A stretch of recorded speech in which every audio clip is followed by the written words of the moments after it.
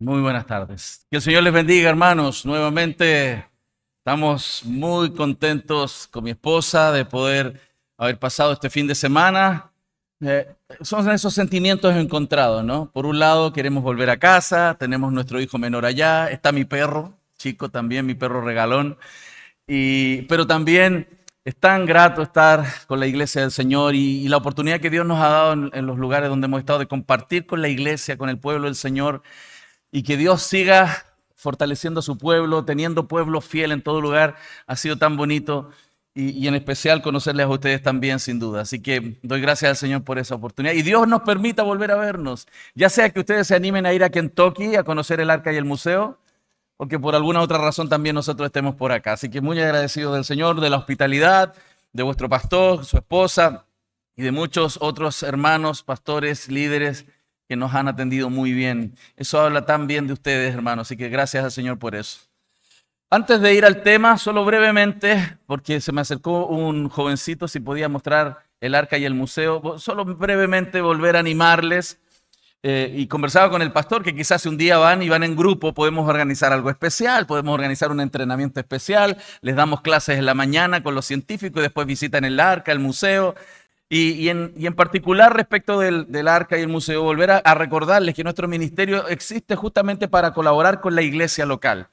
La expresión de la iglesia universal visible es la iglesia local. Respuesta en Génesis no es pilar y baluarte de la verdad, es la iglesia lo es. Nosotros estamos sirviendo a la iglesia local y hay muchos hermanos profesionales que están en esto, teólogos, pastores, ministros, de todo tipo de hermanos que están sirviendo en diferentes áreas. En el Museo de la Creación, que es este parque interactivo de clase mundial, que es un museo que tiene jardines, que tiene zonas de juegos, tirolesa, hay un zoológico aquí también en el Museo de la Creación. Cuando usted llega a ese lugar, encuentra un lugar muy bien logrado, muy bonito, pero además en el interior mucha información, mucho contenido, así como el que he intentado yo tratar de reflejar en cada una de las exposiciones. Usted se va a encontrar con un planetario de efectos especiales, va a tener un cine de efectos especiales también, y toda una muestra de fósiles, de dinosaurios, una explicación de orígenes desde Génesis 1, Génesis 2. En cada recorrido usted está experimentando la información desde perspectiva bíblica versus la información desde perspectiva naturalista, mostrando una defensa histórica, arqueológica de lo que la palabra del Señor nos enseña. Hablamos sobre datación radiométrica, esto del carbono 14 y tantas preguntas que surgen, ¿no? Sobre los dinosaurios y muchos elementos que nos ayudan a poder fortalecer nuestras convicciones bíblicas sobre orígenes. Así que, por favor, considere si va a ir a Estados Unidos, visitarnos por ahí en Kentucky, en la zona norte de Kentucky, cerca del área metropolitana de Cincinnati. Está Génesis 1, Génesis 2, Génesis 3, tenemos, como les decía, dinosaurios, todo apuntando a la verdad y el centro de la narrativa que es Cristo, nuestro Señor. Tenemos centros de entrenamientos, restaurantes y una muestra de cada etapa embrionaria, fortaleciendo la defensa de la vida, antiaborto, por supuesto, proadopción. Con láser simulamos los sistemas nerviosos, sanguíneos, respiratorios, para mostrar la realidad, que hay una vida, no solo vida, ahí hay una persona creada a imagen y semejanza de Dios que está siendo formada. Así que estamos ahí tratando de dar una defensa bíblica del valor de la vida que está en el vientre de una mujer, todo lo que tiene que ver con esta antigüedad de la tierra, los dinosaurios y muchos recursos, ¿no? Muchos recursos. Hay materiales para homeschool también, mucho material para homeschool. Y el 2017 abrimos el encuentro con el arca, que es el arca de Noé con dimensiones bíblicas. Este es un gran parque temático que cuando usted lo visita siempre es muy asombroso, como lo decía el día sábado en la mañana, nos da el síndrome de los labios separados. ¿Cierto? Quedamos con la boca abierta al admirar que es tan grande este barco, están las 3 plantas y con licencia artística se explica en el interior cómo pueden haber vivido las 8 personas, los animales, la alimentación, todos los temas técnicos, ¿no? Que justificarían, por supuesto, la realidad de un barco como lo que la Biblia describe. Así que hay mucho que ver, mucho que aprender, pero también pasar un gran día. Hay un restaurante, no les dije eso ayer, en el arca, que se llama Sara. Yo le llamo el Triángulo de las Bermudas, porque tú entras ahí y es tenedor libre. Entonces, tú entras ahí y no sabes si sales, porque puedes estar toda la tarde ahí si tú quieres. Muy buen restaurante y por supuesto un gran parque temático, interactivo, para poder fortalecer nuestra visión bíblica. Tenemos cine de realidad virtual, carrusel de niños, centro de conferencias. Hay mucho que ver, hermanos, así que pueden considerar también el canal digital de nuestro ministerio. Puede dar de baja Netflix, ¿cierto? Y comenzar a tener un buen contenido en casa. Y este año, en el Día Latino, vamos a tener un día especial para los habla hispana, 17 y 18 de octubre. Este año yo, el hermano Josías Grauman y yo vamos a ser expositores. Vamos a estar enseñando, recibiendo a los hispanos, pasando un buen tiempo con el pueblo del Señor de habla hispana. Así que muchas gracias por su paciencia en eso. Y vamos con el tema que nos convoca esta tarde. Vamos a hablar sobre LGBTQ e ideología de género. Si usted recuerda lo que vimos ayer, estuvimos hablando sobre la perspectiva con la cual nosotros interpretamos la realidad. La realidad debe ser interpretada. Nosotros no somos personas omniscientes, no somos omnipresentes, por lo tanto nuestro conocimiento es bastante limitado. Si yo quisiera comprobar si existe en el universo una roca rosada con líneas amarillas fosforescentes, yo no podría negarlo porque no soy capaz de investigar todo el cosmos y asegurarme de que no existe una piedra rosada con las líneas amarillas fosforescentes. Incluso cuando pueda ir hasta un lugar donde pueda estar, se puede haber movido. O sea, hay tantas limitaciones que nosotros tenemos para entender la realidad que necesitamos una fuente autoritativa. Nosotros los seres humanos, para interpretar qué es el hombre, la humanidad, también tenemos que tener alguna fuente de autoridad para definirla. Nosotros no nos hicimos a nosotros mismos, nosotros no somos los creadores de la humanidad. Los naturalistas piensan que simplemente somos el resultado de procesos ciegos y aleatorios. Mas Dios ha definido que los seres humanos, hombres y mujeres, somos una creación especial. Hay una diferencia muy grande en la perspectiva cuando intentamos entender qué es el ser humano.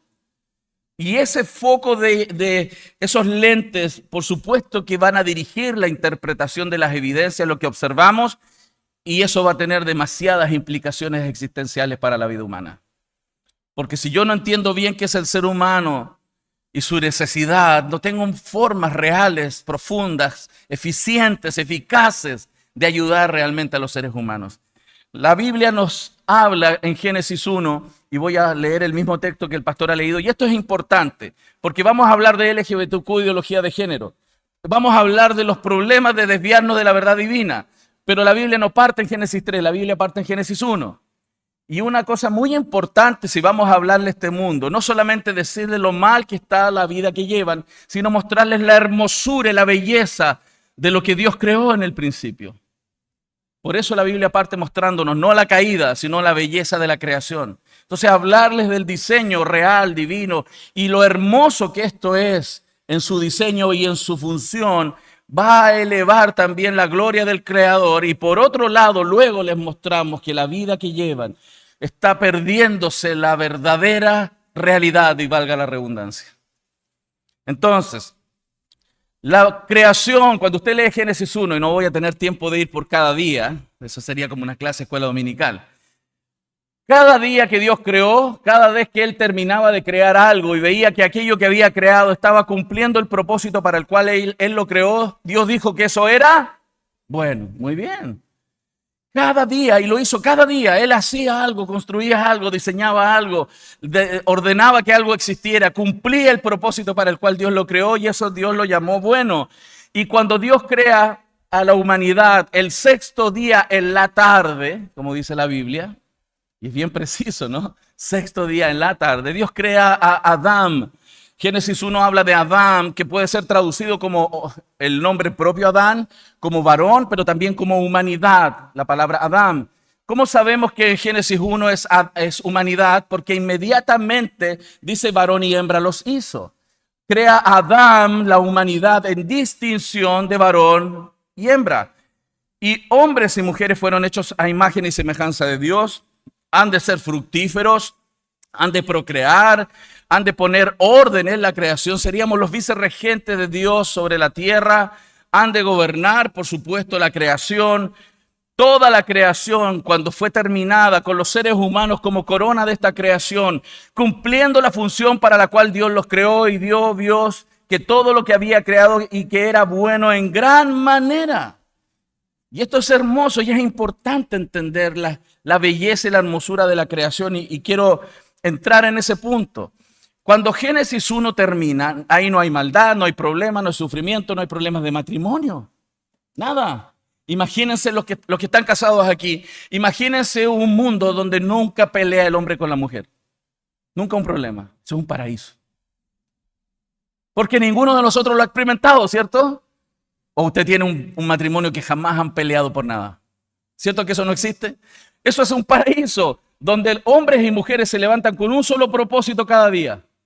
Glorificar a Dios, cumplir los propósitos, no tus planes, no mis planes, no tus gustos, no mis gustos, los gustos de Dios. Todo perfecto. Y cuando Dios creó, todo era bueno en gran manera. Hombres y mujeres cumpliendo el propósito para el cual Dios los creó. Pero en Génesis capítulo 2 hay un primer lugar donde Dios dice que hay algo que no es bueno. Todo es bueno en Génesis 1 y en Génesis 2 dice que hay algo que no es bueno. ¿Qué no es bueno? Que el hombre esté... No, hermana, no está diciendo que el hombre es malo, por si acaso, ¿no? No es que el hombre sea malo, sino que el hombre solo, sin su complemento, no pueden cumplir el propósito para el cual Dios los creó en la tierra. Porque cuando cumplen el propósito, Dios a eso le llama bueno en gran manera. Y voy a explicar los detalles de eso. Es decir, que cuando Arturo está solo, no es bueno. Necesita su media naranja. Y a eso Dios le llama bueno. Y aquí está mi otra mitad. Entonces Dios crea la hombría, hermanos. Dios crea la hombría con el propósito de ser líder, proveedor, protector, de ser pastor de su hogar. Y a la mujer con un propósito funcional de ser ayuda, de aquella que nutre, que es madre. Y esta unidad complementaria Dios le llamó matrimonio en el pacto de una unión de una sola carne para la gloria de Dios y el disfrute de ambos. A eso Dios le llamó al matrimonio. Matrimonio no es algo que el ser humano ha creado, no es que la religión creó el matrimonio. Dios creó el matrimonio porque Dios crea la humanidad. Y la humanidad creada a imagen y semejanza de Dios con distinción, varón y hembra los hizo. Con propósitos maravillosos que vamos a describir un poco a esta mañana. Es decir, totalmente complementarios. Las funciones del hombre y de la mujer no definen valor ni dignidad, sino quiénes somos. Nuestras funciones no definen cuán valiosos somos, sino por ser creación e imago Dei de Dios. Lo mismo sucede en la Trinidad. Ustedes saben, Dios es Padre, Hijo y Espíritu Santo. Y hemos visto cómo han habido esfuerzos por intentar describir la Trinidad a través de los años, ¿no? La Biblia es clara en decir que el Padre no es el Hijo no es el Espíritu Santo y el Espíritu Santo no es el Padre, pero la misma Biblia nos dice que que el Padre es Dios, que el Hijo es Dios y que el Espíritu Santo es Dios. Por eso vemos la Trinidad. Sin embargo, a pesar de ser las tres personas Dios, con el mismo valor y dignidad, en el plan redentivo tienen funciones. Y eso no significa que uno sea más importante que el otro. La Biblia nos muestra que el Padre creó a través del Hijo, que el Padre envió al Hijo luego, el Hijo pidió al Padre que enviara al Espíritu Santo, el Espíritu Santo testifica de Cristo, el Padre envía al Espíritu Santo, el Padre enviará al Hijo en la segunda venida y el Hijo entregará finalmente todo al Padre. Y las funciones intratrinitarias no definen valor ni dignidad. Eso es importante. Porque en la imago Dei, en el hecho de que seamos imagen y semejanza de Dios, hay dos aspectos que hay que distinguir en la imagen. Una que tiene que ver con nuestro valor y dignidad y otra con nuestra funcionalidad. Dios creó, vuelvo a repetir, a imagen y semejanza de Dios, varón y hembra. ¿Qué significa entonces imago Dei? Hay muchas discusiones históricas sobre esto, pero de manera muy sencilla y práctica, hermanos. La imagen de Dios tiene dos aspectos. Uno que se llama estructural. ¿Qué es lo que somos? Hombres y mujeres somos imago Dei en ese sentido. Adán, en distinción, reflejan al Creador en igualdad. ¿En qué sentido? Y lo voy a explicar. Ahora, el hecho de que hombres y mujeres reflejemos al Creador hace que ambos seamos valiosos. Ambos reflejamos al Creador. Por lo tanto, ambos son dignos de respeto, de igual respeto, hombres y mujeres. Ambos somos el pináculo de la creación. Y quiero explicar esta idea de la imagen que le da valor y dignidad a los seres humanos, hombres y mujeres en igualdad. Hombres y mujeres en este sentido somos iguales. Quiero explicarlo con una moneda chilena. La moneda chilena de 100 pesos tiene estampada, acuñada en la superficie, la imagen de una mujer indígena chilena mapuche. La moneda tiene encima entonces una imagen que representa a una persona real. Hay una persona original, de carne y hueso en este caso, que fue estampada su imagen en la moneda. Hay una imagen y hay un original. Esa es la idea que está tratando de darnos la Biblia. ¿Quién es el original de todas las cosas? Dios es el original. Y características, algunas de ellas, porque hay muchas. Dios es santo. Dios es justo. Dios es amor. Y hermanos, hombres y mujeres podemos reflejar características divinas. Incluso no creyentes pueden reflejar en cierta medida bondad, justicia. A veces hay personas que no son cristianas y que son más bondadosos que algunos que tienen amor al dinero. O sea, hombres y mujeres son dignos de respeto, sean creyentes o no creyentes, simplemente porque son imago Dei, porque pueden reflejar características divinas. Y por lo tanto, hombres y mujeres son iguales en valor y dignidad, incluso si son creyentes o no son creyentes. Por eso respetamos al no creyente, porque es un reflejo también del Creador. Está manchado por el pecado como nosotros, pero sigue siendo imago Dei y merece respeto. Tiene valor y dignidad. Ahí está el valor del ser humano. El derecho humano tiene relación con el valor de la imago Dei. Somos imago Dei. Es decir, nosotros somos la imagen, la representación. Somos los únicos que podemos hacer eso en toda la creación. No lo pueden hacer los vegetales, porque los vegetales no reflejan justicia, amor, santidad, bondad. No lo pueden hacer. Tampoco lo hacen los animales, porque ellos funcionan por instintos. ¿Han visto estos programas de animales? Ese animal que está allá a la derecha en el rincón, me da rabia, me molesta ese animal, la hiena. ¿Saben por qué me molesta tanto la hiena? Porque ¿quién cazó el alimento? Las leonas son las que trabajaron, ¿cierto? Ellas cazan el alimento. ¿Dónde está el león siempre aquí? Durmiendo el leoncito, ¿no? Las hembras están trabajando, cazan las bestias y después aparecen las hienas que no hicieron nada y están robándole la comida al otro. Eso es injusto. Pero hermano, ¿le vamos a pedir justicia a una hiena? ¿Le vamos a predicar a Cristo, hiena, arrepiéntete de tus pecados y confiesa en Jesucristo? ¿Vamos a llamar a la policía y al ejército para que las tomen presas, las arresten? No, porque ellas no fueron creadas para reflejar al Creador como los hombres y las mujeres fuimos creados para reflejar al Creador en justicia, bondad, amor, etc.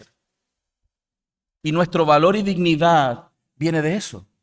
Y hombres y mujeres podemos reflejar al Creador.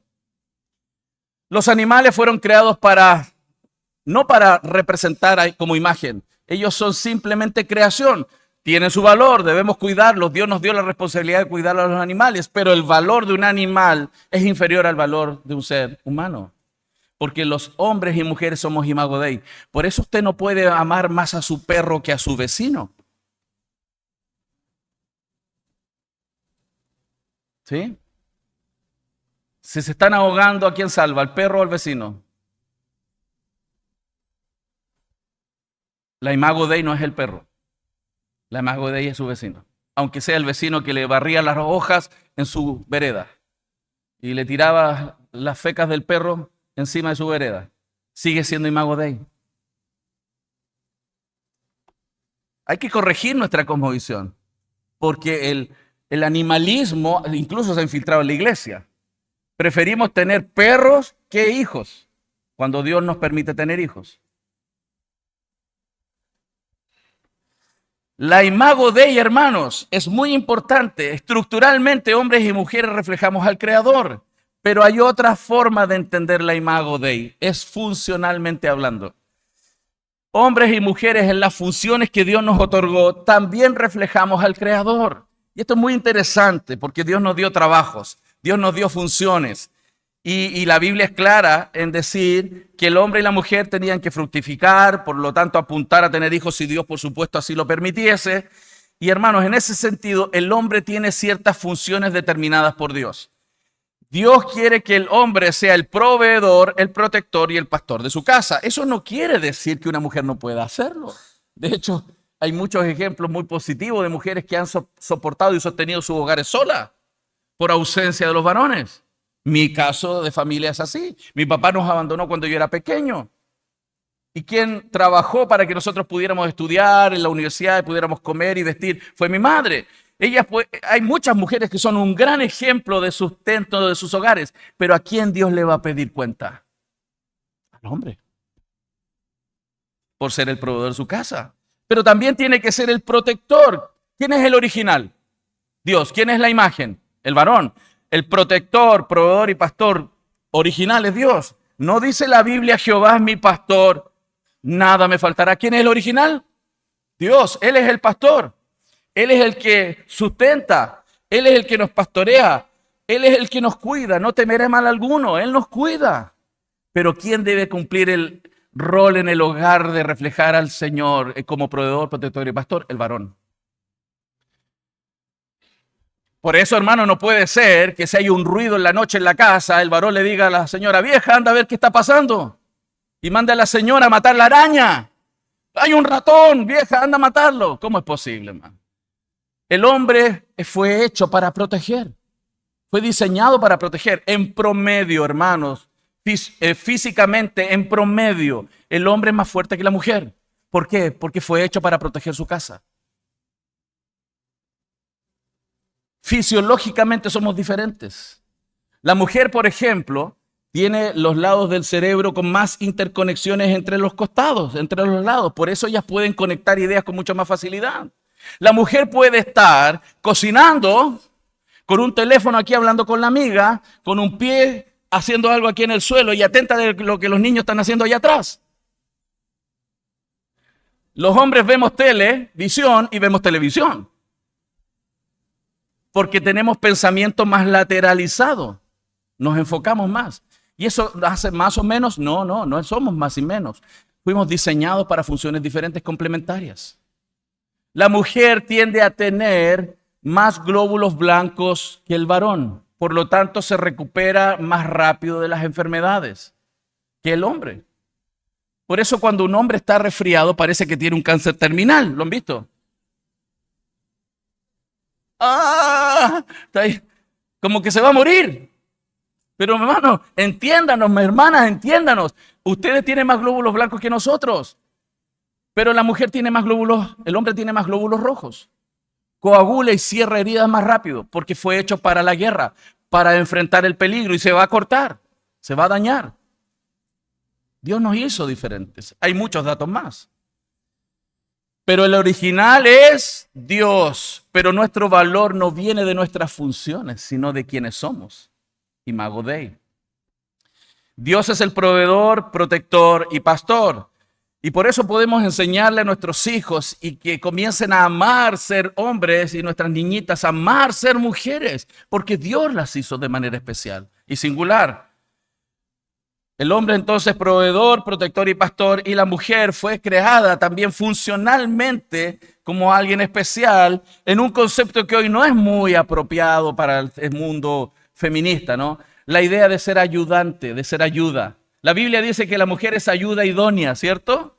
Pero claro, como estamos infiltrados por este concepto clasista, ¿cierto? Donde pensamos que ser ayudante, el ayudante en la empresa es el que está allá abajo en el escalafón de valor, porque hemos sido infiltrados con esta idea y queremos meterla en la iglesia. En la iglesia, en la palabra del Señor, aquel que sirve es mayor. De hecho, 21 veces la palabra usada para ayuda en el Antiguo Testamento es usada mayormente para describir a Dios. Dios dice en Isaías, no temas, yo te ayudo. Y cuando Dios nos ayuda no es menos que nosotros. Por lo tanto, hermana, cada vez que usted ayuda a su esposo en las funciones en su hogar, cada vez que usted está sirviendo en su casa, usted está reflejando a su Señor. Tiene que sacarse las ideas de este mundo. Las ideas feministas, las ideas machistas y ver el diseño, la hermosura del diseño de Génesis 1. Dios es nuestra ayuda, ¿no dice así la Escritura? Dios es nuestro amparo y nuestra fortaleza, nuestro pronto auxilio en las tribulaciones, porque has sido mi socorro y así en la sombra de tus alas me regocijaré. Hermanos, ayuda idónea, ayuda que complementa, ayuda que es totalmente complementaria. Por supuesto que para procrear necesitamos la complementariedad de los dos sexos, ¿no? pero también es aquella que nutre. Tiene un sentido tan dirigido la mujer para nutrir. Están preocupadas siempre de eso. Las que son mamás y han tenido la oportunidad, el privilegio de Dios, lo han experimentado. ¿Qué es lo que hace la mamá desde el vientre? Está nutriendo al bebé. El bebé sale del vientre y lo sigue nutriendo a través de la leche. Termina de tomar leche y le empieza a dar comida. Va al colegio, vuelve del colegio. ¿Qué es lo primero que la mamá le pregunta cuando vuelve?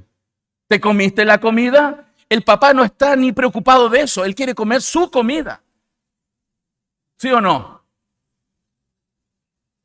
De hecho, nos reíamos hace poco porque es mi plato y nadie me lo toca.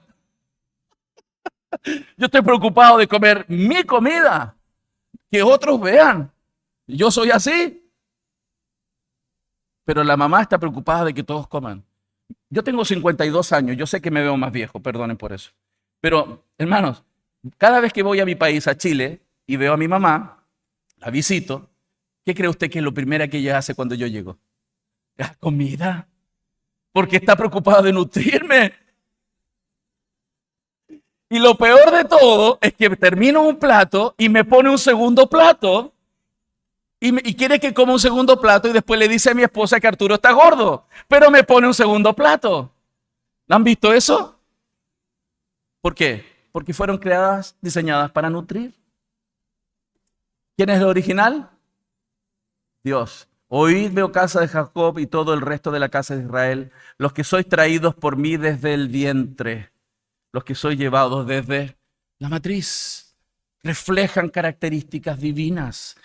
Además, son las que consuelan y compadecen con mayor facilidad, porque fueron hechas más tiernas, más compasivas, más amorosas. No quiere decir con esto que el hombre no pueda mostrar compasión. No quiere decir con esto que el hombre no pueda consolar a otros. Pero hay una diferencia muy grande, porque ustedes fueron hechas especialmente para eso. No pierda eso, hermana. No pierda la feminidad. No pierda la ternura. No pierda la ser compasiva y clemente, porque usted refleja a su Creador. Como aquel a quien consuela su madre, así os consolaré yo a vosotros, dice el Señor. El Señor es compasivo. Me encanta este texto. Y justo, y nuestro Dios es todo ternura. Hombres y mujeres reflejamos al Creador. Por eso, antes de ir al problema que tenemos hoy día, hermanos, elevemos, amemos, vivamos, enseñemos el diseño divino, que es hermoso. Por eso la mujer ayuda, nutre, consuela y compadece. ¿Qué es lo que ha pasado a través de la historia, hermanos? Hemos venido en un cambio cultural muy fuerte. Todo el diseño de Dios fue cuestionado ahí en Génesis 3, pero a través de los siglos el pensamiento humano ha venido desconstruyendo la realidad, destruyendo la realidad. No voy a partir desde Génesis hablando de las corrientes de pensamiento, nos vamos a remontar un poco más acá, cuando nace el humanismo, después de la época del oscurantismo. El humanismo comenzó a proponer que el humano no es por naturaleza pecador, sino es inherentemente bueno. Y de ahí comenzaba a surgir esta idea que quien define el valor humano no es Dios, sino que el mismo ser humano autodefinió el valor humano y lo centró en ciertas predefiniciones o interpretaciones de qué es el ser humano. Por eso el humano en este modelo y sus propios intereses deben estar al centro de todo propósito y búsqueda, incluso en el ámbito de la teología. De aquí surge esta corriente llamada humanismo, donde el humano es lo mejor, el humano es bueno, el humano no tiene problema, el humano no es pecador. Totalmente diferente a lo que la palabra del Señor nos ha mostrado después de la caída.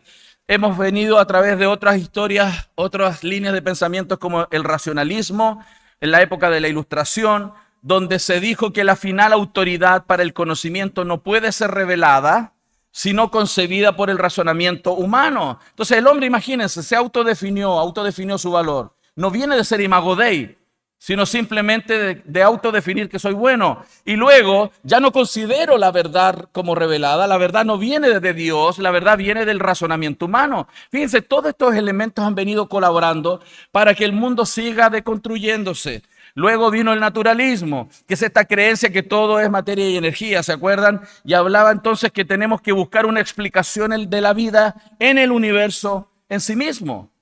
También tenemos que olvidar entonces ideas como diseño y razón por existir. Esto no sucedió de un día para otro. Es una corriente de pensamiento que viene mutando y le sigue agregando ideas cada vez más lejanas a la verdad divina. Finalmente dicen, aunque la revolución científica surgió dentro de la Reforma Protestante, ahora buscaremos seguir avanzando sin Dios. Y por eso tenemos grandes volúmenes de personas que caminan la vida, nacen en un contexto donde Dios no es la fuente de todas las cosas.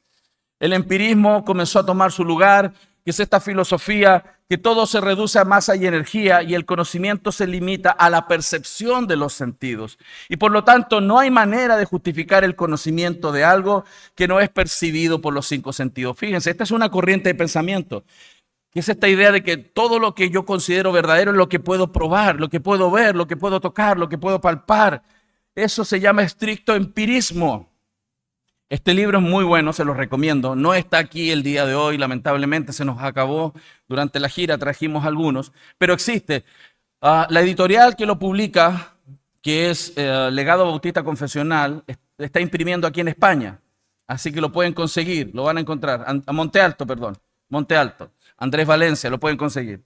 Y este libro, él dice, Jeffrey, aquellos que dogmáticamente han puesto su pie en el suelo y han afirmado devotamente que no creerán nada sin pruebas empíricas, han supuesto sin ninguna prueba o evidencia el empirismo, que el conocimiento solo viene a través de los 5 sentidos.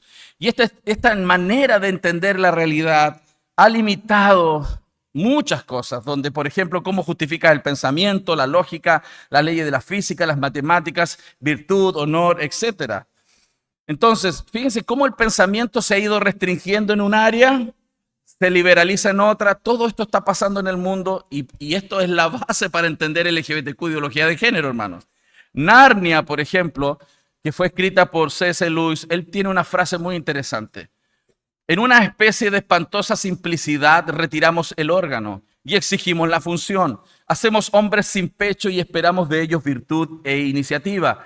Nos hemos burlado del honor, pero a la vez nos escandaliza encontrar traidores entre nosotros.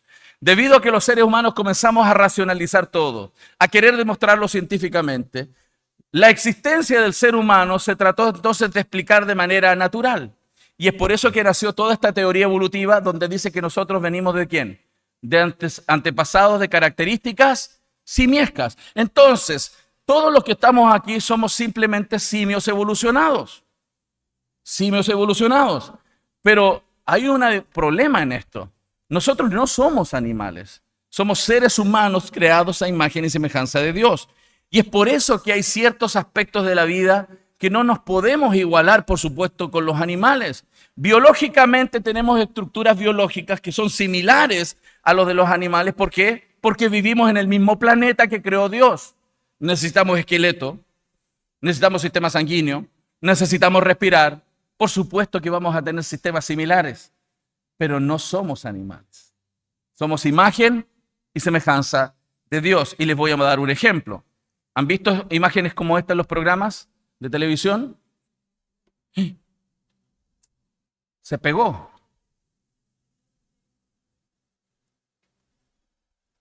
Vamos a ver qué pasó.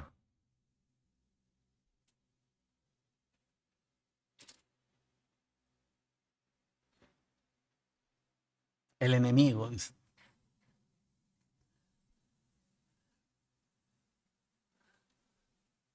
Bien, ahora sí.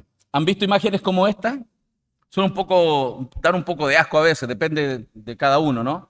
Pero, como les mostré delante, cierto que, aunque nos pueda un poco desagradar el comportamiento de una hiena, nosotros nos llamamos a la policía. Esto para nosotros no es un escándalo, ¿cierto? Porque son animales. ¿Usted se escandaliza de ver esto? ¿No es cierto? Pero ¿por qué nos escandaliza esto? ¿Por qué si nos escandaliza que un hombre robe, golpee, viole, mate a una mujer? ¿Por qué nos escandaliza? Porque no somos animales. La dignidad y los derechos son diferentes porque no somos animales. El animal fue creado por Dios. El humano fue creado por Dios, pero a la imagen de Dios. El propósito actual es solamente para este tiempo el de los animales. En el caso del humano, tiene propósito actual y también celestial. Somos seres eternos. En el caso del animal, fue diseñado para la gloria de Dios mediante el uso humano. Podemos enseñorearnos. Pero en el caso de los humanos, fuimos diseñados para la gloria de Dios a través de la imagen de Dios en su creación y para gozarse en Dios a través de la redención. Hermanos, no somos animales. ¿Por qué estoy diciendo esto?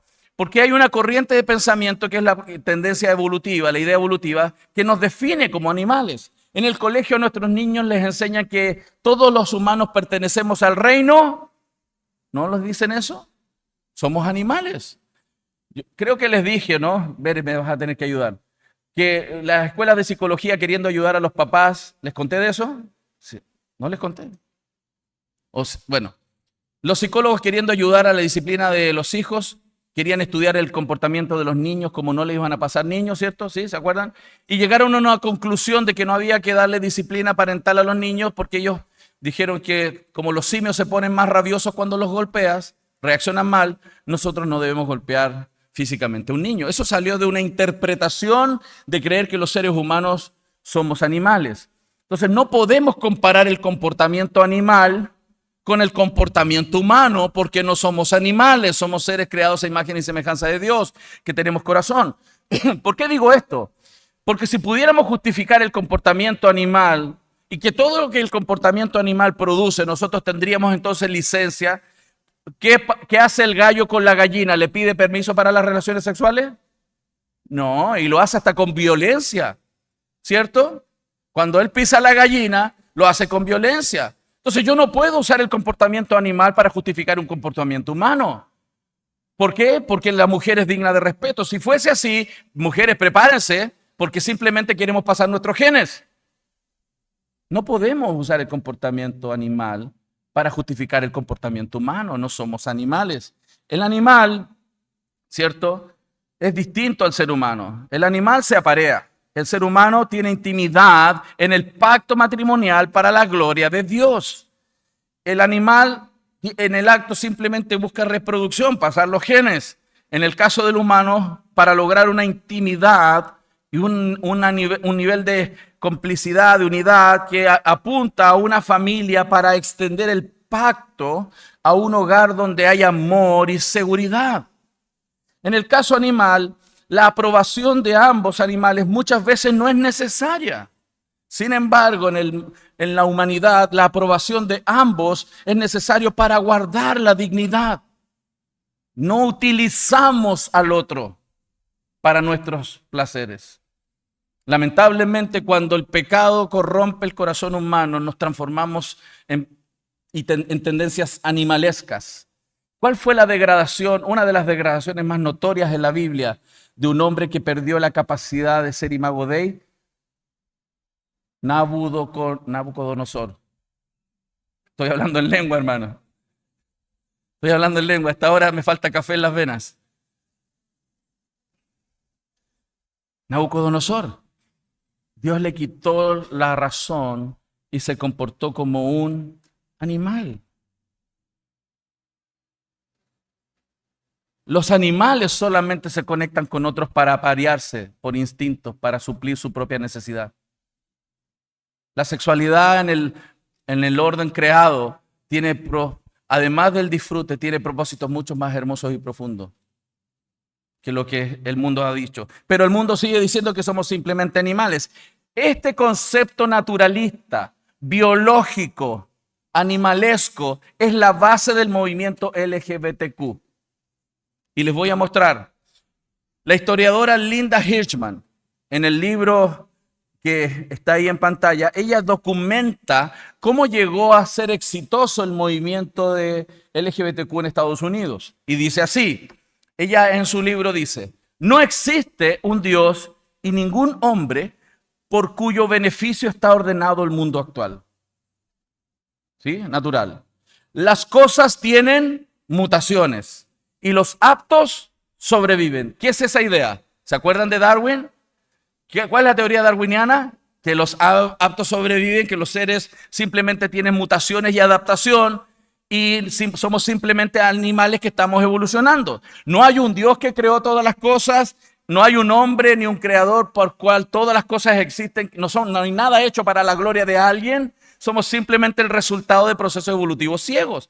Ella está usando esta idea darwiniana y dice, incluso algo como el sexo no reproductivo, el sexo homosexual, por ejemplo, En el mundo darwiniano, todo lo que existe, o por bien o mal, es por definición natural. El movimiento LGBTQ usa su base filosófica en el naturalismo. Dice, dado que el comportamiento sexual de los animales en el campo aparentemente apunta a un comportamiento homosexual en algunas especies, bueno, eso es natural, porque está en la naturaleza. Y si eso es natural y está en la naturaleza y los hombres somos simios evolucionados que nos comportamos también por naturaleza como animales, no tiene nada de malo. Esto no tiene que ver con categorías de bien y de mal. Ya no definimos esto como bueno o malo, sino si es natural o es antinatural. Pero el naturalismo dice que cuando algo es natural, eso es entonces normal. Hermanos, hay videos que la ONU lanzó en la década de los 80 y 90, donde entrevistaban a personas de los movimientos sexuales con la idea de tratar de justificar esta idea natural. Y entrevistaban a personas que habían sido aparentemente afectadas por cierto tipo de segregación por su comportamiento sexual. Y por supuesto, eso tiene una estrategia comercial, ¿no? Siempre en las noticias van a poner el caso peor que se puede producir para poder justificar algo. Y ponían casos donde personas que decían, sí, antes decían que yo era como ellos, pero hoy día dicen que yo soy antinatural. Y ponen testimonios en videos de la ONU donde están justificando que esto no tiene que ver con algo bueno o malo, sino simplemente con que es natural. Y está mal decir que es antinatural. Ahí estuvo el punto de discusión en la década de los 80 y los 90. El naturalismo dice que somos simplemente animales. Y les voy a mostrar un video que está en las redes sociales, que la ven los niños. Pero con audio va a sonar más fuerte. Esperen un poquito. Déjeme ver, aquí está el problema, ya lo encontré. El hecho de que en el mundo haya hombres a los que les gustan otros hombres y mujeres a las que les atraen otras mujeres es causa de gran controversia. Vamos a tratar de echar algo de luz en el asunto. ¿Por qué existe la homosexualidad? Para empezar, hay que decir que no se puede argumentar que ser gay o lesbiana sea antinatural. Se han observado estos comportamientos en peces, ranas, caribús, carneros, macacos y ¿Cuál es el argumento que están usando? Que esto es natural. ¿Por qué? Porque es lo que se observa en el comportamiento de la naturaleza. Ellos están asumiendo que cuando, por ejemplo, un caribú macho agrede sexualmente a otro macho es porque son homosexuales. Pero no están entendiendo cómo se comporta el animal, más bien no están reconociendo lo que siempre se reconoció, que tiene que ver con dominación, porque es el macho alfa. Y domina y viola, no porque tenga alguna codicia sexual o homosexual, simplemente es un tema de ejercer su fuerza, porque no lo hacen normalmente. Si nosotros queremos usar ese paradigma, si nosotros de verdad queremos usar el elemento biológico para justificar, bueno, ¿conocen a la mantis religiosa? ¿Qué hace la hembra de la mantis religiosa en la noche de boda? Mata y se come la cabeza del novio, se come el novio, así que hermana ya está autorizada. En la noche de boda va a poder hacer un asado de su esposo. Claro, y los gallos, como se comportan sin pedirle permiso a la gallina, los hombres no tendríamos entonces que estarle pidiendo permiso a ustedes. Las podríamos tomar cuando queramos, porque es natural. ¿Cierto que no es así? Porque rompe el valor y la dignidad del ser humano, porque no somos animales, somos creados a imagen y semejanza de Dios. Entonces, el argumento naturalista comenzó este movimiento con esta base. Está lleno de videos en internet sobre este tópico. Sus hijos con un doble clic llegan a esto fácilmente. Fácilmente. El argumento está en todas las redes sociales. Y luego, debido a eso, como sigue reforzándose la idea de que esto es natural, que es biológico, que tiene que ver con los genes que se siguen traspasando, comenzó un movimiento muy fuerte que se llamó, y se sigue llamando, aunque perdió fuerza, Nace Gay. Claro, porque si yo soy el fruto biológico de otros seres anteriores a mí, ¿cómo eso llegó a pasarse a mí? A través de la genética. Desde la década del 90, comenzaron a desarrollarse muchísimos estudios genéticos, todos tratando de justificar de que se nace gay. El movimiento nacido gay fue muy fuerte en la década de los 90. De hecho, existieron hasta canciones. Lady Gaga escribió una, por ejemplo. Hay más. Dice, no hay nada de malo en amar quien eres, dijo ella, porque cariño, Él, hablando de Dios, te hizo perfecta. Soy hermosa en mi propia manera porque Dios no comete errores. Estoy en el camino correcto, cariño. Nací así. No te escondas en remordimiento. Simplemente ama quien eres y vas a estar bien. Estoy en el camino correcto, cariño. Nací así. Todo para respaldar la agenda. La música, el arte, la cultura se utilizan para adoctrinar el pensamiento social. Y el movimiento nacido gay fue muy fuerte. Muchos estudios para justificar de que se nace gay comenzaron a salir. En las noticias cada cierto tiempo, los periódicos hacían noticias. Cristianos me empezaron a preguntar en la iglesia, pastor, ¿puede ser que uno nazca gay? Quizás eso justifica el que un niñito chiquitito. Hermanos, todo se intentó justificar. Estudios. Simon LeVay, 1991, Dan Harmon, 1993, Alan Sanders, 2017, de los gemelos, 2018, el estudio de Anthony Bogaert, 2018, estudio de Ghana, 2019, estudio de correlación de cromosomas, estudios sobre el hipotálamo, una cantidad de estudios, tenemos todos esos papers científicos, están todos los estudios, todos cayeron. Ninguno se logró demostrarlo, nadie nace gay, no es transmisión genética. Todo eso se cayó. Por eso, ¿han escuchado de nuevo que alguien está diciendo ese argumento en las redes sociales? ¿Han escuchado que alguien continúe diciendo esta idea de que la genética? Ya no se habla de eso. Porque todos los estudios que se intentaron, ninguno fue concluyente. Por eso, esta idea de que tu sexo se basa en los cromosomas fue defendida hasta que una cantidad importante de estudios genéticos que intentaron justificar comenzaron a caerse, uno tras otro, uno tras otro. Por eso tuvieron que cambiar el discurso. No quiere decir que no haya desaparecido la idea. La idea sigue soterráneamente siendo el argumento en algún grupo de personas. Pero como no fue contundente, de hecho fue absolutamente derrotada la idea, tuvieron que levantar otras ideas que fueran reemplazando la idea biológica y comenzaron a lanzar las ideas existenciales. Pero es que ellos tienen derecho a ser feliz. ¿Felicidad? ¿Derechos en un mundo darwiniano? En un mundo darwiniano el concepto de felicidad no existe. Los más aptos sobreviven.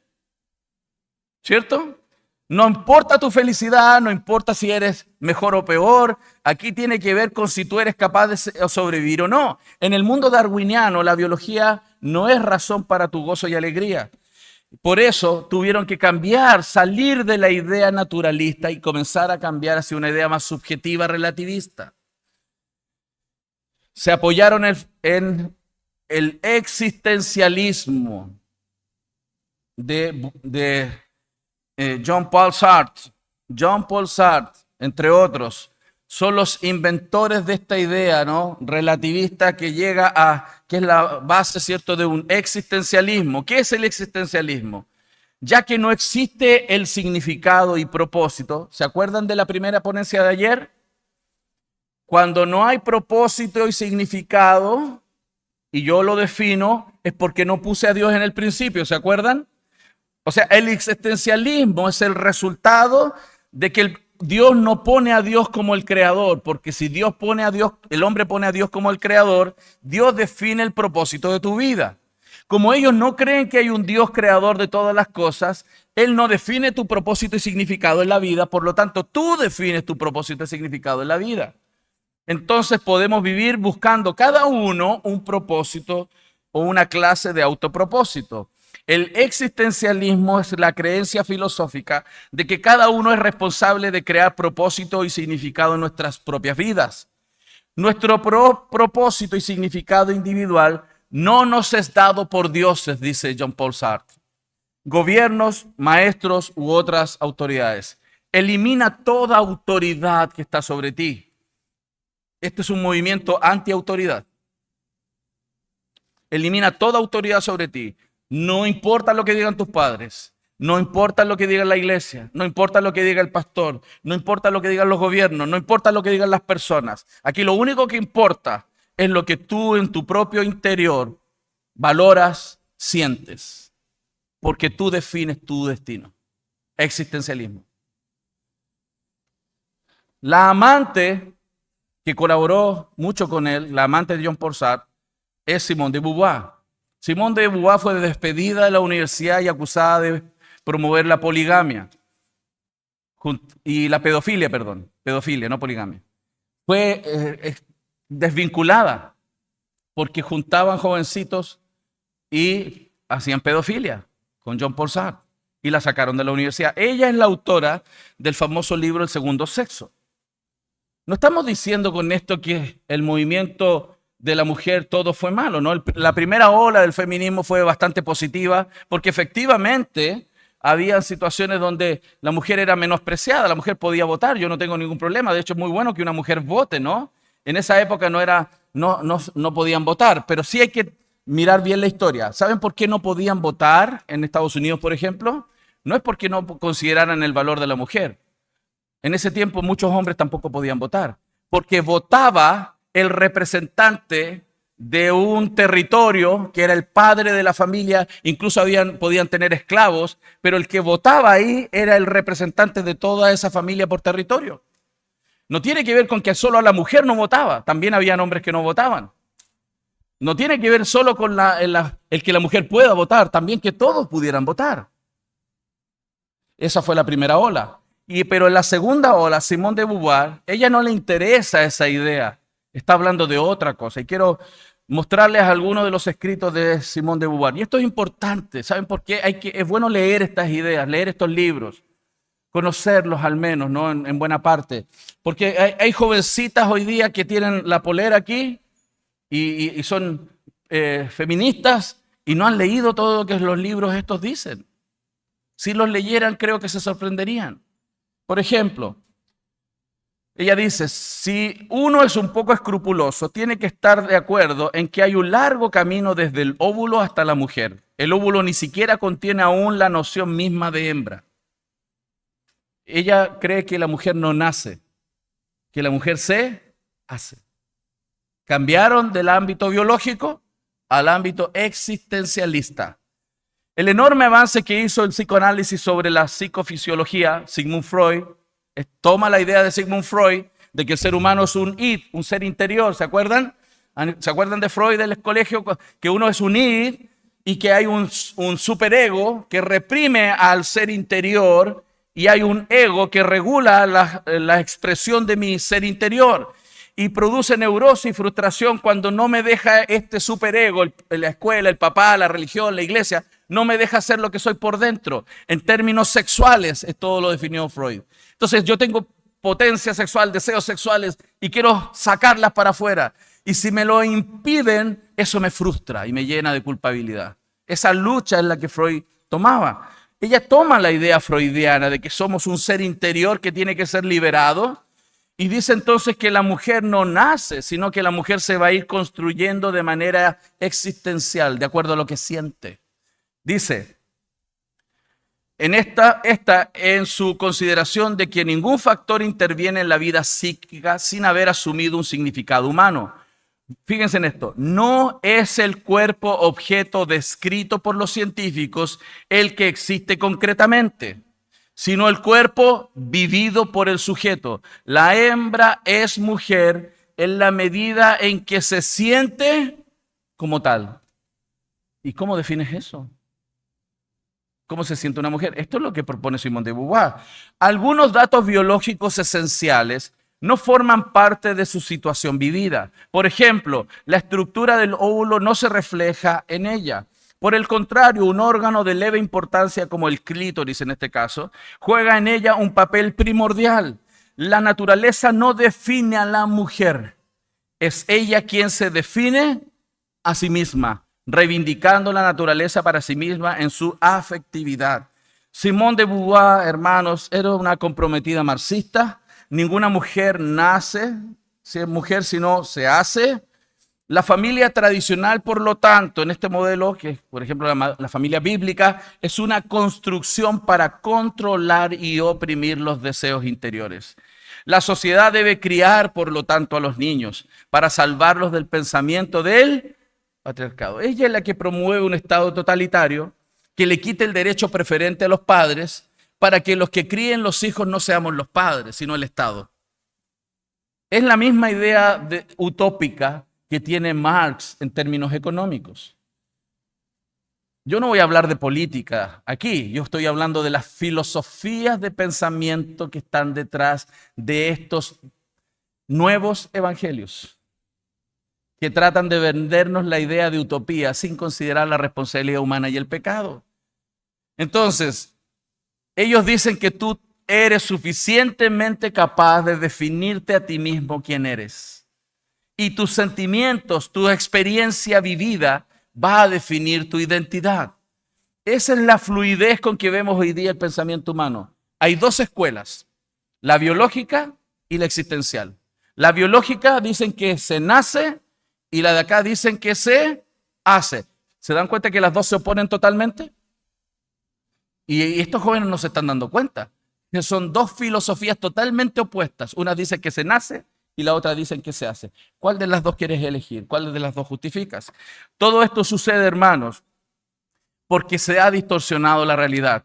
Dios es la autoridad de todas las cosas. Dios delegó autoridad en el Estado, Dios delegó autoridad en la familia, incluso Dios delegó autoridad personal y Dios delegó autoridad a la iglesia.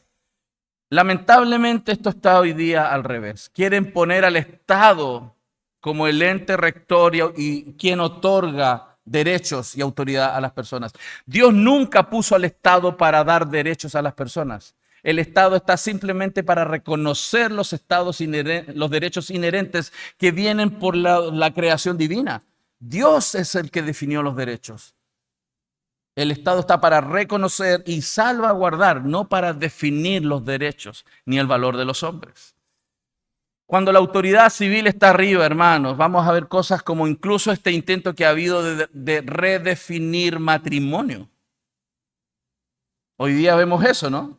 La familia, la Biblia, incluso nuestra decisión personal no importa, lo definen desde arriba. Eso es un totalitarismo.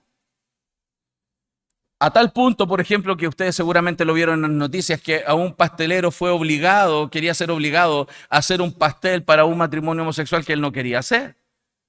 Podemos, por supuesto, amar a todas las personas independiente de su inclinación sexual. Los amamos porque son imago Dei. Los respetamos porque son imago Dei, sin duda. Pero eso no significa que vamos a aprobar lo que Dios desaprueba. Y podemos con mucho amor y sabiduría comenzar a decirlo, ¿no? Y de ahí viene toda esta idea relativa, hermanos, de ella relativismo. Y empezamos incluso a cambiar y a fluidizar el lenguaje. De ahí en adelante, como ya no nace, sino se hace, y hay que relativizar todo, tuvieron la necesidad de separar la idea de sexo de género.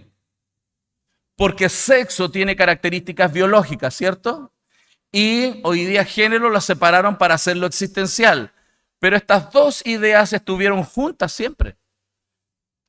No tengo ahora tiempo, pero para mostrarles, los diccionarios médicos con que se entrenan a los profesionales de la salud, hasta el 2005, tú ibas a un diccionario médico, entrabas ahí, veías sexo y dice igual el género de una persona. Pero de ahí en adelante, hasta los diccionarios comenzaron a cambiar y tenemos las fotografías de diccionarios de medicina que ahora dicen que sexo es una cosa relacionada con la biología y género viene a ser una construcción social o la experiencia existencial de los seres humanos. Cambiaron hasta las definiciones en el diccionario. Porque el existencialismo está tomando la agenda hoy día y reemplazando la idea biológica. La idea de Freud, de Sigmund Freud, esta idea de que tu corazón, tu ser interior es aquel que te define, ese es el valor y la identidad tuya. Por lo tanto, lo único malo que existe en la vida, en esta idea, es no seguir nuestros sentimientos, no seguir nuestro corazón. o que alguien lo obstaculice, ¿cierto? Ahí está el problema, que tú no sigas tu corazón. Eso es lo malo hoy día, porque ya no importa la biología. Lo único que importa es que tú sigas tu corazón. Si tú te sientes así, eso está bien. Y si alguien te lo impide, eso está mal. Todo eso es fruto del existencialismo y esta idea está permeando la cultura. Lo estamos viendo. Un ejemplo es la Cenicienta 2. Y quizás tú conoces a alguna niña que hasta se pone a bailar con la Cenicienta en la casa, ¿no? Vamos a ver una frasecita de la Cenicienta 2. ¿Quién puede decir que las reglas deben permanecer igual para siempre? Quien los hizo, tuvo que cambiar las reglas que estaban antes. Espérate, ¿me estás diciendo entonces que las reglas fueron hechas para romperse? Y sigue, así que haz tu propio camino, muestra la belleza interior. Cuando sigues a tu corazón, no hay corazón que no puedas ganar. Sigue tu corazón. Y a veces hay niñitas cristianas que están viendo Cenicienta y la están cantando y lo están bailando. Estas ideas están en todas partes. Se está adoctrinando a través de la televisión, de los programas, las conversaciones, los matinales, las películas, el arte, la cultura, la música, por todas partes. Ya sacaron Nace Gay, Lady Gaga ya no es famosa por esa canción. Ahora tenemos relativismo aplicado en la cultura. Es peligrosísimo seguir el corazón. Lo más peligroso, en mi opinión, es el corazón humano, porque lo dice la Biblia, ¿no? Vemos todos los días en las calles personas que siguen su corazón. Vemos niños abandonados en las calles, en pobreza y miseria, porque otros adultos siguieron su corazón. Vemos familias destruidas, vemos asesinatos, vemos muertes porque los hombres siguen su corazón. Hermano, si alguna vez a usted le dice a alguien, sigue tu corazón, esa persona para mí te odia. Lo peor que tú le puedes desear a alguien en la vida es que siga su corazón. Porque engañoso es el corazón más que todas las cosas y perverso. ¿Quién lo conocerá? Es lo peor, hermanos. Yo me atrevo a decir, puedo estar pecando de ignorante. Te digo que hasta es más peligroso que el diablo mismo. Nuestro corazón es peligrosísimo. No podemos seguirlo. Y el existencialismo está promoviendo que los seres humanos se autodefinan de acuerdo a su propio corazón. Por eso el mundo está como está y se está destruyendo. La única esperanza, hermanos, es mostrarle la belleza de lo que Dios ha hecho, la hermosura de lo que Dios ha hecho. Antes de decirle que esto está tan mal, muéstrale la belleza, vive la belleza del diseño divino, muéstrale lo que esto significa, acércate a ellos con respeto, porque ellos son imago Dei, son dignos de respeto, de amor, son dignos de respeto porque son imago Dei. Muéstrales compasión, muéstrales amor y muéstrales lo que Dios dice en su palabra, no solo de tus labios, sino con tu propia vida, para que ellos aprecien que hay una vida diferente. Y luego, si ellos te dan oportunidad, muéstrales lo que Dios dice en su palabra y predícales el evangelio. La revolución sexual ha sido toda una estrategia, hermanos. Las personas piensan así hoy día porque ha sido una estrategia conocida como la ventana de Overton. La ventana de Overton es una estrategia política para la transformación cultural. ¿Qué significa la ventana de Overton? La ventana de Overton es esta idea que si hay algo que es impensable, que yo quiero establecer en una sociedad, lo presento, eso va a causar una reacción primaria porque esto es impensado. Nadie va a aceptar al principio esto. Es como si, yo lo dije creo ayer, es como si yo le hubiera dicho a mi abuelo hace unos 40 años atrás, hey abuelo, ¿sabías tú que yo soy una mujer atrapada en un cuerpo de un hombre? ¿Qué hubiera hecho mi abuelo? Por poco me vuela la cara. ¿Cómo se te ocurre? Me hubiera dicho, ¿qué droga estás tomando, hijo? ¿Qué estás fumando, cierto? Pero es que esto era impensado hace 40 años. Impensado. Pero es una estrategia.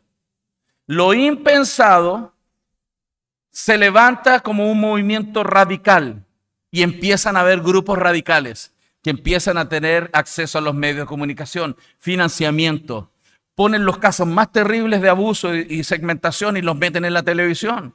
empiezan las músicas, empiezan las películas creadas por Hollywood y empieza toda una estrategia para que todo este movimiento se transforme en algo radical. Y por supuesto, simplemente de manera muy suave comienza a haber un grado de aceptación en la cultura. Porque la gente dice, pobrecitos, tienen derecho a amar, tienen derecho a ser feliz. ¿Por qué los tratan así? Porque en la televisión ponen los casos peores y la gente los comienza a aceptar. Y cuando comienza a ser aceptado, esto sigue siendo aceptado por más personas y se vuelve popular. Y después que es popular, tengo suficientes votos en el partido político, en el Senado y en los diputados, y por lo tanto ahora es político y se forma ley. Y los que pensábamos diferente, ahora nosotros estamos contra la ley. Esto es una estrategia, hermanos. ¿Por qué es bueno saberlo? Porque hay que contarle también a los jóvenes de nuestra iglesia, nuestros hijos, nuestros amigos. Porque muchos de estos jovencitos nacieron en un mundo que ya llegó al lugar donde esto era popular, pero no ha visto cómo esto ha venido derivando en lo que tenemos hoy día.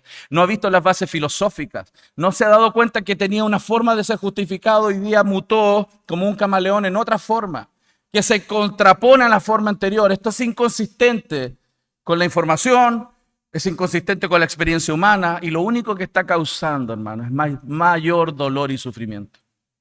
Mayor distancia de nuestro Dios. Necesitamos entonces entender, vino este movimiento que partió en los años 60, que se llamó Libre Amor, donde esto partió con los hippies. De ahí en adelante toda esta idea sexualizada comenzó a popularizarse. Hermanos, de ahí en adelante vino todo lo que llamamos libertinaje sexual, se promovió ahora el uso de anticonceptivos, el aborto, se trabajó en liberar a la mujer del patriarcado que supuestamente existía, ¿cierto? Normalizaron la fornicación y presentar el homosexualismo a la sociedad. En esta década, algunos actores famosos de cine, de las películas históricas como Lo que el viento se llevó, comenzaron a salir en términos coloquiales del closet. Poco a poco. Porque como ya esto que era impensado comenzó a tener un movimiento un poquito más radical, eran los momentos para empezar a sacar más información. La igualdad de género se comenzó a promover y de ahí en adelante vimos todo este proceso de manera gradual. Esto no pasó de un día para otro, pero continuó. Y seguimos hoy día con el libre amor, hay que actualizarlo al 2025, donde esto ya es mucho más radical, mucho más aceptado por la cultura. Tenemos aceptación política en muchos países del mundo. Toda la base de esto es el existencialismo de Jean-Paul Sartre y Simone de Beauvoir. Les voy a mostrar ahora un comercial de champú. Aquí hay un dato interesante que usted también lo está experimentando hoy día, que antiguamente, la aceptación de la sociedad del comportamiento homosexual llegó a tal punto que dijeron, ok, si esa es tu opción, yo la respeto, pero puedes vivirla a puerta cerrada en tu casa, mientras eso no me esté afectando a mí, yo te acepto, vívelo en tu casa, no hay problema. La sociedad reaccionó así. Pero para este movimiento no es suficiente. Porque ahora no vivimos solamente en términos psicológicos, sino en un nuevo término que se llama dialógico. Estamos en diálogo social. Por lo tanto, ya no es suficiente con que yo pueda vivir y experimentar mi sexualidad a puertas cerradas como yo quiero, sino ahora a puerta abierta en la calle. Tú me tienes que aceptar con lo que yo siento y lo que yo creo que soy. Si tú no me aceptas, tú tienes homofobia conmigo. Ese es el movimiento dialógico.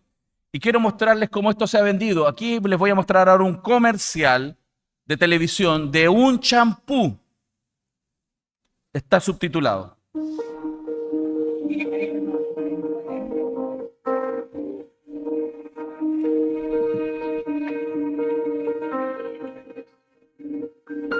Sawyer also happens to be a transgender girl. I remember the first time she was out in the community wearing the clothing she wanted in her hair, and she kind of was herself. And that was the first day where I saw her. Lo más importante para ese niño ya no es tanto el sentirse bien consigo mismo a puerta cerrada, sino ahora ser aceptado en la comunidad. Eso es lo más importante hoy día. Y eso es lo que se está peleando. Por eso evidentemente se pone más sensible, porque hay términos políticos detrás hoy día. Pero hermano, la iglesia del Señor no puede doblar las rodillas y arrodillarse frente a los ídolos de este mundo. Tenemos que ser sabios con amor y compasión, pero somos la sal y la luz de este mundo. Y quiero mostrarles algo más, un video del coro gay de San Francisco, para que entendamos cómo esto es, cómo esto está. A veces, yo sé que los cristianos sabemos que las cosas están mal, pero a veces no sabemos cuán mal están y la estrategia que hay detrás. Quiero mostrarles una declaración pública del coro de San Francisco gay, que habla de nosotros los conservadores y de lo que ellos quieren hacer, a pesar de lo que nosotros pensemos.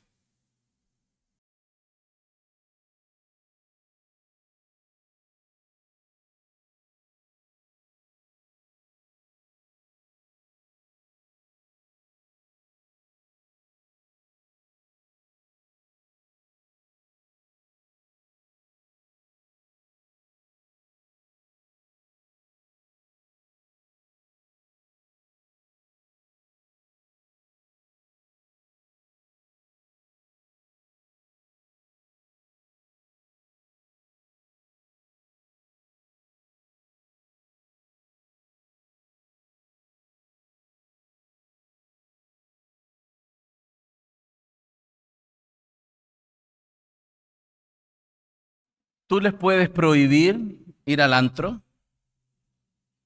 no importa. Vamos por ellos, vamos por tus hijos, vamos por tus nietos. Entonces, nosotros tenemos que entrenar a nuestros hijos aceleradamente. Tú no puedes creer que cuando ellos van a la escuela no están siendo ya influenciados. Tú puedes ver a un niño de 4 años, de 3 años, que ve una imagen de las que nosotros mostramos o parejas en la calle. El niño está mirando y mira eso, pero ese niño ve la información, pero el niño está interpretando. Si tú no estás dialogando con él, tú no estás seguro cómo él lo está interpretando. Él está mirando y él lo está interpretando. Si tú no entiendes lo que está en su corazón, si tú no estás dialogando con tu hijo, él poco a poco puede comenzar a aceptarlo como normal. Si tú no le estás explicando desde las Escrituras el diseño perfecto de Dios para que él ame el diseño y frente al tsunami de información él pueda decir que no, estamos siendo, creo, en mi opinión, un poco ingenuos de cómo funciona el mundo y cómo funciona el corazón de nosotros. Por eso es importante, hermano. Por un lado, entender muy bien las filosofías que están detrás, la estrategia que está detrás, pero también conocer muy bien la palabra para poder ser instrumentos del Señor en esta sociedad. Vamos a tener probablemente algunos desafíos importantes en esto, pero sin duda que esto vale la pena, por la gloria del Señor, por la edificación de la iglesia y para alcanzar a los perdidos, hermanos. Quiero ya ir terminando, porque esta conferencia creo que ha sido un poco larga para todos nosotros, pero creo que también puede ser útil para cómo ustedes van a enfrentar el contexto en el cual ustedes están. Hoy día estamos en la etapa de normalizar el homosexualismo en la sociedad, legalizar, por supuesto, el matrimonio gay en muchas partes del mundo, societariamente rechazar a aquellos que insten en el modelo anticuado por intolerantes, igualdad de género al relegar género a los sentimientos, lo que hablábamos de relativismo, y todo esto es lo que sigue pasando. ¿Qué es lo que viene? ¿Qué es lo que viene? Lo más normal. Por libre amor, ahora por dictadura. Penalizar cualquier proclamación pública en contra del homosexualismo. Penalizar a los padres que no permitan a sus hijos decidir su género, tomar hormonas y cirugías. Eso ya existe en algunas partes. Penalizar a ministros que rehúsan ofrecer ceremonias. Ya pasa en algunas partes. Ahora es dictadura. Eso es lo que viene. Pero hermanos, pese a cómo se ponga este mundo, aunque se ponga más difícil, la iglesia del Señor prevalecerá. Quiero terminar con esto. ¿Por qué está pasando esto? Por lo que Romanos 1:20 siempre nos ha dicho. Pues habiendo conocido a Dios, no le glorificaron como a Dios, ni le dieron gracias, sino que se envanecieron en sus razonamientos y su necio corazón fue entenebrecido. La única esperanza para este mundo entonces es el Evangelio. Y quiero mostrarles un texto más. 1 Corintios 6, 9 al 11 dice, ¿no sabéis que los injustos no heredarán el reino de Dios? Y de aquí en adelante no habla de una lista de pecados. No es una lista de pecados la que viene. Es una lista de personas que son reconocidas por una práctica pecaminosa. No es una lista de pecados, porque todos pecamos. Aquí está hablando de personas que ya son reconocidas por una práctica pecaminosa. Y dice, no erréis, ni los fornicarios, ni los idólatras, ni los adúlteros, ni los afeminados. La palabra afeminados que aparece ahí es una palabra que se llama malakos en griego, que es aquella persona que en una relación homosexual toma la función de una mujer en la relación sexual. Ni los que se echan con varones, la palabra arsenakoites en griego, que significa en una relación homosexual el hombre que toma la función del varón en una relación homosexual. No entrarán, ni los ladrones tampoco, ni los avaros, ni los borrachos, ni los maldicientes, ni los estafadores heredarán el reino de Dios. Hermanos, lo peor que nos pudiera pasar es pensar que nosotros somos mejor que ellos. Porque el mismo Pablo en el verso siguiente dice, y esto erais algunos de vosotros. Solo por la gracia de Cristo nosotros estamos aquí. Pero sí le podemos decir a ellos, a pesar de la vida que llevas, tienes esperanza en Jesús. Porque ya habéis sido lavados, ya habéis sido santificados, ya habéis sido justificados en el nombre del Señor Jesús y por el Espíritu de nuestro Dios. La manera en la cual podemos llegar a las personas que viven una vida pecaminosa, cualquiera esta sea, es respetándolos, amándonos, conectando con ellos, mostrándoles que de verdad nos importa su vida y hablarles con compasión sobre las luchas que también nosotros tenemos y mostrarles que no somos mejores que ellos, que también luchamos en nuestro corazón, que todos, Él y nosotros necesitamos de Cristo. Mostrarles que la esperanza es justamente que Él pueda presentar su vida, su cuerpo, como un sacrificio vivo, santo, agradable al Señor, como yo también lo tengo que hacer todos los días. No conformarme a este siglo, sino ser transformado por medio de la renovación del entendimiento, para que compruebes. Y le puedes desafiar y le pruébalo, compruébalo. Tú has vivido muchos años de una manera. Tú has creído que esta es la manera correcta de vivir. Tú has creído que esta es la verdad. La gente te ha dicho que esta manera de vivir es buena, que es agradable y que es perfecta, y tú lo has creído. Pero yo te quiero desafiar. Aquí hay un camino mejor, donde hay un Dios que definió todas las cosas y que Él te está invitando a que pruebes, que tú compruebes que la voluntad de Él sí que es buena, sí que es agradable y sí que es perfecta para ti. Y que parte por reconocer que somos pecadores, que la única oportunidad que tenemos es confiar en Jesucristo. Amén. Así que, amados hermanos, muchísimas gracias por su tiempo, por su cariño y gracias por ser fieles al Señor, más que a un hombre, más que a una iglesia, ser fieles al Señor. Amén. Que el Señor les bendiga.